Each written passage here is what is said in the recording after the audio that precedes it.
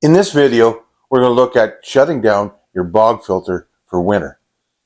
See, your bog filter is Mother Nature's way of filtering your pond. So you got to take care of it, especially over the winter.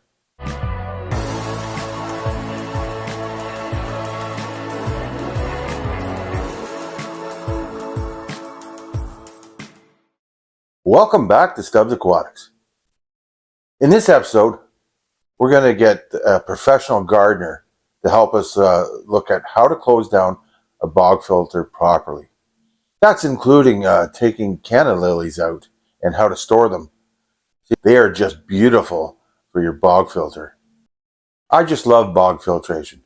It's just a great way to let Mother Nature filter your pond.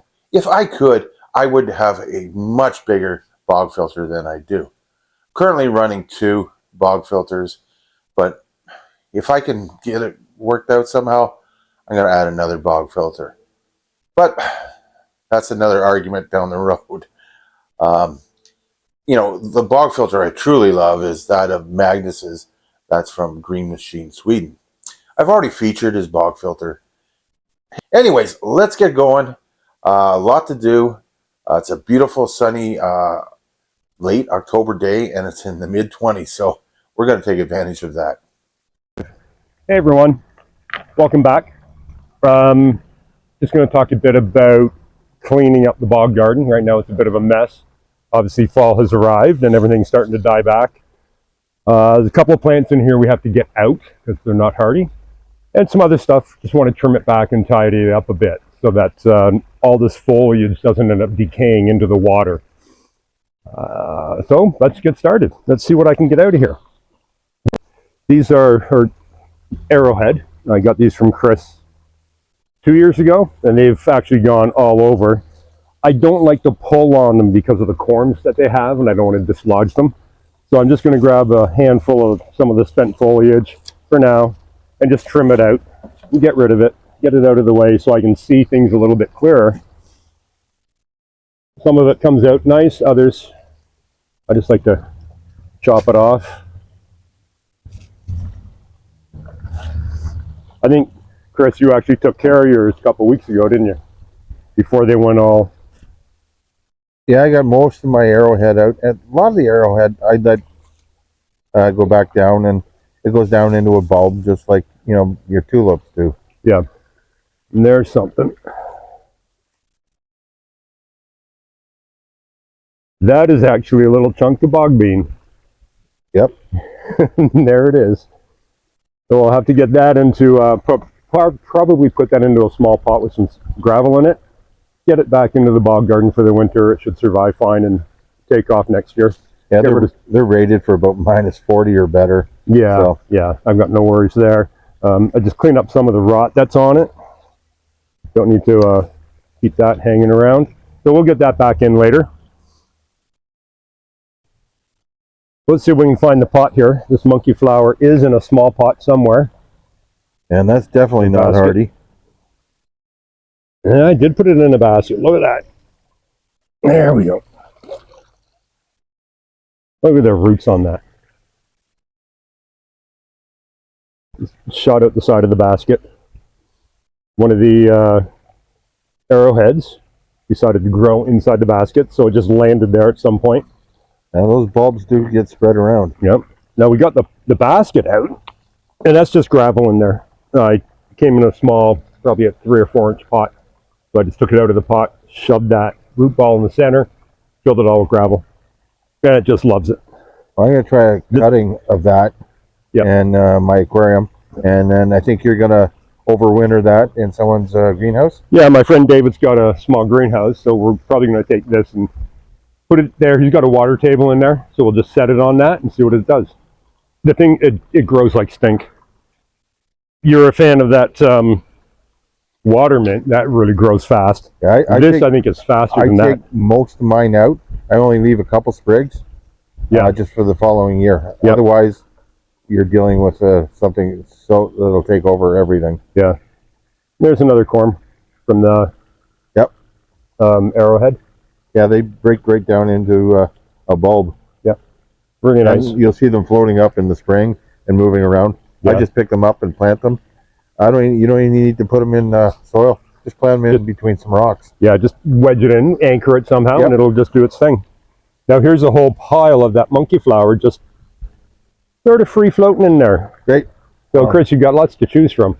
I'll be going in some of the fish tanks. Yeah, well, clean up some of the rotten bits once again and get some decent cuttings off that for you. I'm going to try it at the top and see if I can get it to take off and hold on for the winter. Yeah. I've cut about at least 70% of this out already this year. Really? It was massive. It was overcrowding everything. One reason I did that is I've got a chameleon right here. Oh, yeah. And it got totally overcrowded. Yeah, and you want to be able to see that. Yeah. Oh, yeah. I don't know if you can get the chameleon closer to the rock or not. I'd probably move it into a better spot before winter. That's hardy, so I'll leave that in. The mare's tail started off down at that end this year. And it's been in, this is the third summer for it. It's also gone absolutely crazy in here. And it'll root into other pots and under pots, and it goes insane. I'm going to try a couple sprigs and have it coming out of an aquarium too, just to see what it does. I've mentioned before that I really like the mare's tail. Yeah. Because it's really early. It comes up so early in the spring, and that's how it spreads. That's how it grows. So these would all be new bits of foliage coming up. These basically rhizomes then? It's not really a rhizome. Would you call it a root? What would you call it? You've got corms, you have rhizomes, bulbs, tubers. I guess it is sort of like a rhizome. It's just not as thick as some others. Yeah. I mean, you can compare this to like a canna, and I mean, that's a really thick rhizome. Irises have rhizomes. They're very thick. This is quite thin. Yeah, maybe someone can comment on that.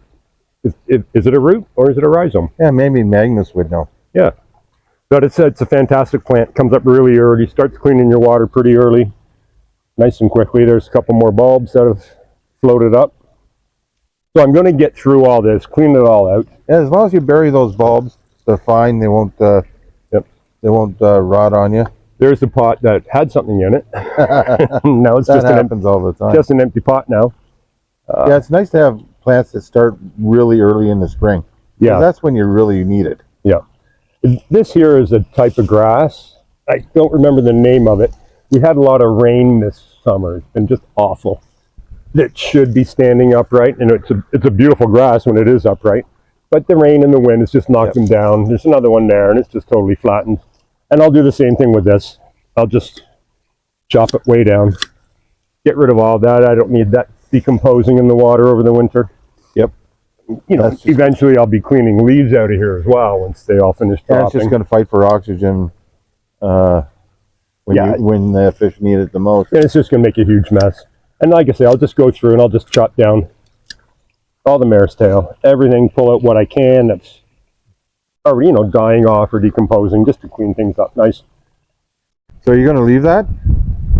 I'm going to try to. I don't know if it's hardy. If it's not in the water, if it's not all in the water, I don't think it's going to make that much. It'll die back, I'm sure. So this, I'm just going to chop it off, because that's just growing right out of the pond. It's just hanging out on the rocks. It seems to like to run as well. Yeah. That's a stem, and it just kind of roots as it goes along. I'm going to leave the pot that it's in right here, see what it does. If it survives. Like I say, I'm not sure if it does or not. Or are you going to put it in the greenhouse? I don't know if there's going to be enough room in the greenhouse. Even if you put a couple sprigs. Yeah. Why not? Just throw a couple of pieces in there. Oh, look, there's another one. You got to keep your eyes open for these little guys. Yep. Arrowleaf. The arrowheads are all over the place. Yep. Anyway, well, I'll continue with all this later on. There's a lot to be done in here. How tall are you? 6'3". Look at that piece way over there. I know. This is a canna lily called Cleopatra. Excellent plants, really cool foliage. Flowers are awesome because they're multicolored. That's kind of an orangey, but it's typically like a red and yellow. Some of the flowers are red and yellow, or yellow and red. It's really cool. It's sorry to interrupt, but it's cool that it's still flowering, and yet the tree above it has dropped every leaf. The service berries did not do well this year. I think it was all the rain. I've got 2 of them. They've been dropping their leaves all summer long. Next year it'd be a different story. But yeah, it's kind of cool how huge this thing is. It's October 23rd, 22nd or 23rd, and this thing still wants to flower. Yeah. Anyway, I want to get it out of the bog garden. So I want the soil, it's in a pot, I want the soil to dry out, because I will obviously chop this back, and I will take it out of the pot, get the rhizomes all separated, dried off, cleaned up, and store them for the winter. Next spring I'll do several pots of it, and put it in different bog gardens, different locations. Now, in previous years, you had actually put this in a greenhouse, right? Well, last winter I worked in a greenhouse last winter, so I took it with me, put it in there. I split up the rhizomes, repotted it into a bigger pot, and just kind of let it do its thing. If it wanted to rest for the winter, that was fine. But yes, it was in the greenhouse for the winter. I'm surprised at how well it's done for me this year. It's just gone crazy. But this year you're going to cold storage. Cold storage this year, yeah. But I look at it. It's beautiful. It hides my filtration. And look at the size of this thing. Can you imagine the crap it's sucking up out of the water? Can you imagine the filtration this thing is doing? But look, that's all new flowers coming. It's just crazy. Anyway, it's a great plant. It's massive. It's in a big pot. You know, we've already had a few frosts and a couple heavy frosts. Oh yeah. And this is still going strong. Yep. They're great plants. I love cannas.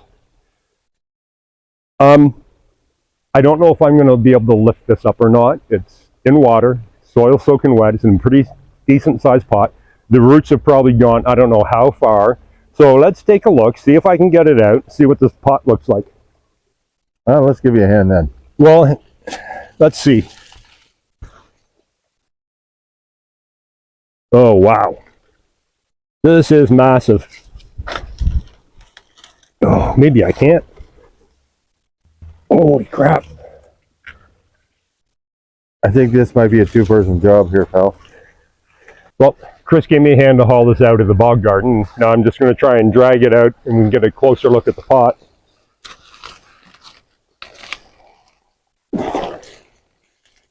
Stand up.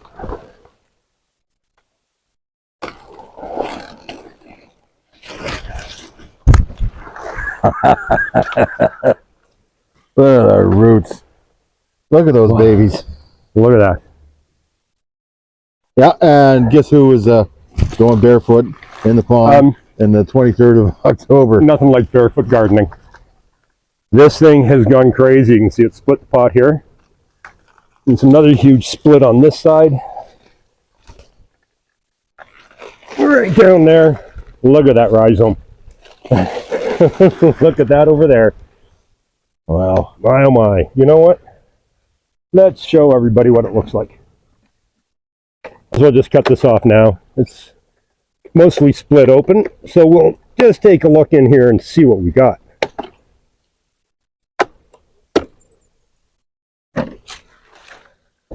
Look at that. Just packed. Absolutely packed. So you're going to have to show us what rhizomes we keep, which ones we can split, and which ones basically cut away. Obviously, just to see that's good and solid. Nice, huge, thick rhizome. And you dry that out, correct? I'll let that dry right out. Yep. Once I get it all cleaned off. Chop all of this off, all the foliage. There's a nice growing tip there. And I would just do that all the way around. That's what they want to look at is those growing tips, right? You need a growing tip. Not necessarily that long. It can be really small on each rhizome. So it can be a stubby? It can be a stubby. Speaking of stubby, I got rid of my truck, eh? Yeah, I know. You should be happy about that. It's pretty fancy. And I don't I don't know if I can call be this one Stubby. I don't know if I can be seen in this truck. It looks too good. Anyway, yeah, there's a decent growing tip. It's easier if I have all the roots off and it's all cleaned out. You can get a good look at a growing tip. Even if you have just like that little bit there, that little point on the end of a rhizome, it's good. Okay. Right? Yeah. It doesn't have to be big like that or that. Good to know. These will survive, these ones. Yeah, so my plan now is I was going to take it up to the patio. I want to let it dry out a bit before I start cleaning all this off. Because right now it's just going to be too much of a mess. And there's no point in cutting it all back. Let a good hard frost hit it before I cut all the stalks really? off. Oh, yeah. So you're going to let the frost hit it hard? Oh, yeah, for sure. And that's okay? Yep. We have it out of the water, and we're both on the same elevation. You can really see how tall this thing got this summer. You mean the plant and you are on the same elevation? Yes, we are. 6 inches up on a You're a bit higher, which helps for you. But yeah, it's, I don't know, it's got to be 7 feet. Oh, it's got to be taller than that because you're 6'3", 6'4". Yeah. I'm not talking about the blooms at the top. I'm just talking about the leaves. The leaves, yeah. Yeah, just fantastic. Oh, bring this guy up. Yep. Chris made a good point. This does require full sun, or the more sun, the better. Now, full sun generally means at least 6 hours a day of direct sunlight. The more, the better. The flowers tell the story. Same with the iris. Yeah, we'll look at your iris here. Now, I know with mine that if I, rob them of a bit of sunlight, they'll get really tall, like your guys, but they won't bloom as much. Yeah. These guys get some good sun. Now, those are the ones I gave you, the ones with white? These are the white ones. There is a blue one in here as well. They're kind of mixed up. They've just gone crazy. Huh. The white ones have an incredible, it's a kind of a creamy white, an incredible bloom period. Yeah, they're a double bloom. Yep, and for an iris. Yeah, for an iris, they go 2-3 times the length. It had to be like a month, this thing kept flowering. Yeah. There's some more over here in the pond, and they're massive too. Now, I have some in the other bog garden, and they're probably about this tall. Yeah. Now, that's why I find if you can find the right combination of robbing them for light, they'll get huge. Yep. And what's good about irises is you can treat them pretty cruel and let them freeze solid, and they're fine. Yeah. Now, you cut yours back? Because I often will leave mine. What I do,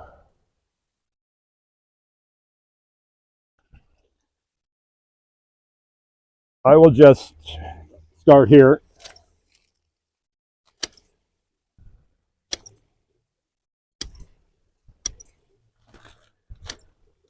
So you do it much like Magnus, where he'll cut his way back. Yep. In the late summer. Yep. Now, once again, like I treat these the way I would treat the iris in my garden, for the most part. They haven't lost a lot of foliage like my other irises have. They will start losing foliage all summer. This has kept it. I will trim it all back because I don't want all this decaying in the water. There's no point. So, and it doesn't need it now.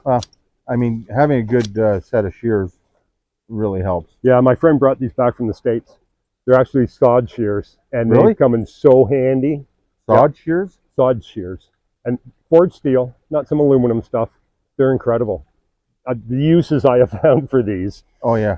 And you got some bog bean in there too, I see. Well, yeah, and I just discovered that myself. Look at it all. Look at that. That's done well. So I'm going to have to get that sorted out. It's not in a pot.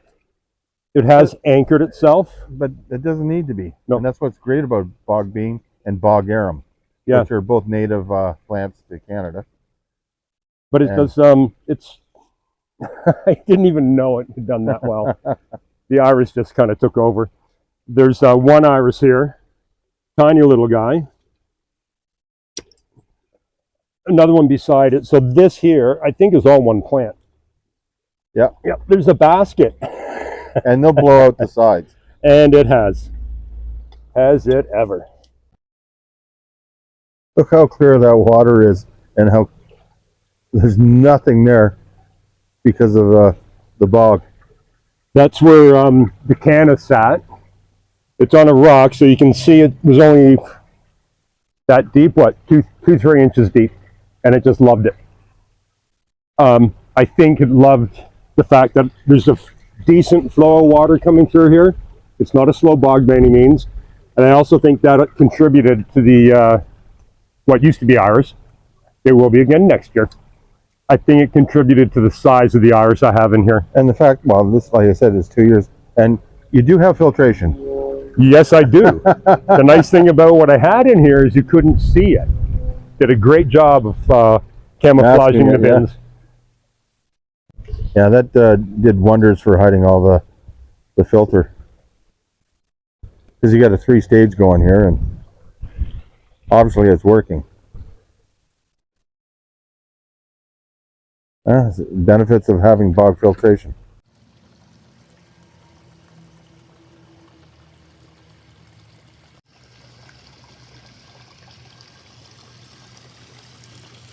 Take a shortcut this time. I don't feel like walking around the bog garden. Now that I can see where I'm stepping. Now, what plant's this? This here is an epimedium. It's called fire dragon. It also is hardy. Has really cool flowers, according to the tag. It did not flower this year, so I may not have it in an appropriate location. I may move it next year, but it's hardy. Once again, I'll trim it all back, clean it up, and that way I don't have all that decaying into the pond. While I'm here, another thing I must keep an eye on this time of year with the leaves falling, Yep. is making sure my spillways are clear of debris so that water flows freely. Otherwise, the water level will rise because there's more water coming in than flowing out, and I'll end up with a leak. Yep. And down goes my pond. I've been there. So I must keep an eye on these. And that's the importance of trimming up this in the fall before you shut everything down. Exactly. Yep. But now, like you know, this time of year, the water lilies they've crapped out, and you pull the odd leaf when you can, and the rest are donezo. back to the monkey flower. I kept the tags for the monkey flower in the epimedium. That's how I now know what they are. On the tag, Well, we knew it was a monkey flower, but yeah, but on the tag, it says it is hardy to zones 5 and 6. USDA zone 5 and 6. So I might just leave it in here and see what happens. If it craps out, I can get another one next year. It grows so fast anyway. Hopefully what I have in my fish tank, as in above the fish tank, Yeah, will keep it alive, and then I just give it back to you. Yeah. Like we traded before with all the water lettuce. yeah, and it'll just we'll just replenish next year from what you managed to keep over winter. Now, I want to add to my bog filter. Yes. And I can't, probably because I don't have the room, but I know you've got some plans here. I have some plans. I'm not really happy with the location of the bog filter. Just a visual thing. Yeah. And it's not that big. Okay. So what I'd like to do is bring it back over here. Holy crap. What, 4 or 5 feet wide, 6, 7, 8 feet long. I think that would perform a lot better than the existing one. The bog filtration does so much more than your average, I hate to say it, box store filter being what you have, right? Yeah. I mean, one little filter pad and is not going to cut it. No, not at all. Not at all. The other thing too, like when they get a good root mass outside of the pond, Yeah. they're also collecting stuff, Oh yeah. right? So solids, and Yeah, they'll they're- break those down, Oh yeah. and they'll And absorb the those. beneficial bacteria will help break that down. Exactly. And then any excess roots that sneak out into the pond, Yeah. guess who's having lunch? Yeah. And another thing too, I love plants. Yeah, me too. And you can see how crammed this was and the other bog garden this year. I think I need more space for the plants that I have. And it'll be a better visual. It'll be nice tucked over there, and if I get iris doing really decent over there, it'll be a nice backdrop for the waterfall. Exactly. Yeah, Chris has some iris in his bog garden right before his waterfall. Makes a nice little backdrop for the waterfall. Another plan I have is get a milk crate, and I want to take one of the iris, one of the good chunks, into the milk crate, fill it with gravel, set the milk crate in the pond with the koi. Yeah. Hoping that there's enough space in the milk crate that it'll have enough root mass to perform well without the koi eating the roots. Yeah, so we'll see. They do love roots. Yeah, but it'd be nice to have something like that in the pond. Yeah, I agree. Right. That's one thing I miss. The lilies really kind of crapped out early this year. Lost a lot of leaves, started dying back early. I miss having some plant material in with the fish. Yeah. Now I noticed you're in your chubby pond. Your iris is still thriving, and I'm kind of anxious to see if it's going to bloom again. You never know. I actually have an iris in one of my gardens in front of the house, and I noticed the other day it's blooming. It's October. Why is it blooming? When you look at that bend in it, that one here, right there, that crinkly bit. Yeah, for the sake of argument, do you care if we don't cut this one back and just see what happens? Oh, we can leave it. Yeah, that's no problem. We still got a few weeks. Yeah. I just wanted to demonstrate some of the stuff that I do. It's not crucial. It's still nice and green. It's healthy. It's doing what it's supposed to do. And nothing's really starting to decompose on it. It's funny how the lilies and water lilies are still thriving in this pond yet. I know. I don't get it. I don't know what happened to the other ones. Because of the koi always eating at the roots? Well, yeah. I noticed that with mine. When the roots extend out beyond the pot, the koi will eat them. And I know when I had just chubbies in my koi pond, before I brought koi back, that my lilies were throughout the entire pond, and with the koi in them, they struggle a bit. Well, how about the koi in that upper pond of yours not letting a leaf grow on that lily this summer? Oh, they ate all the flowers on me. I had good luck with these lilies this summer. They were flowering daily. Yeah, they were beautiful. I had none. And then all of a sudden they just started crapping out pretty early. There's some nice shubs in here. Yeah, I wonder where I got them from. I don't know, but I appreciate those two I got from you. They look good. Oh, yeah, excellent. Yeah, I have to come over. I haven't had a good look at them. Don't get too close of a look. There's a couple more in there I've got my eye on, but I can't. There's that little one. There's an interesting white one there with an orange tail. There's a few interesting ones. And a bit of orange on her side. Yeah. But I didn't have as much success with fry surviving in this pond as I did last year. No? I don't know why. They were spawning almost daily for about 2 months. Every time I I must have been hungry. I don't know. Maybe. So it's out of the pond now. It's sort of in a dry spot. I'll probably move up to my patio. And I'm just going to leave it here for a while. If it gets hit by a frost, that's no biggie. I will chop it all down. Once the root mass is dried out somewhat, then I'll start to haul it apart. And that'll be the big job. And then cutting those rhizomes apart and cleaning them up, drying them out. And then get them into storage. And you just got to put them like in an onion bag? I'll probably put them in a brown paper bag. Brown paper bag? It's kind of breathable. Some people will use like peat moss or sawdust perhaps in with it. Like, when you buy bulbs and it's in that perforated bag in the store and it's got that wood shavings. We always called them onion bags, and we just put all our tulips in those, right? Yeah. So I'll do that with it and then bring it out probably end of March and start potting them up. Really? To get them going before I bring them outside. That makes sense. I'll get them going inside before I bring them out. Yeah, maybe April. All depends on the mood and what the weather's doing. Well, I want to thank you for having us over. Anytime. And showing us how to close down your bog gardens for the winter. And I hate to say winter when we're in shorts, t-shirts, and it's sunny. And beautiful. It's probably some of the nicest weather we've had all year. Yep. And it's been a great stretch. It's Yeah, this is, getting to the end of October, and this is, well, for us Canadians, where we are, this is heaven. It certainly is. Well, thanks again for everyone for watching, and remember, Oh yeah, something about a like button and subscribing, and hit the notification bell as well so you don't miss one of our wonderful videos. And if you feel like it, share it with your friends. It's there's a wide variety of topics that Chris covers, all aquatic stuff, obviously, but yeah, it's worth checking out. I was going to say, this calls for a beer. With that, son, I think 2. Okay. Well, thanks everyone. We'll see you on the next video. Bye for now.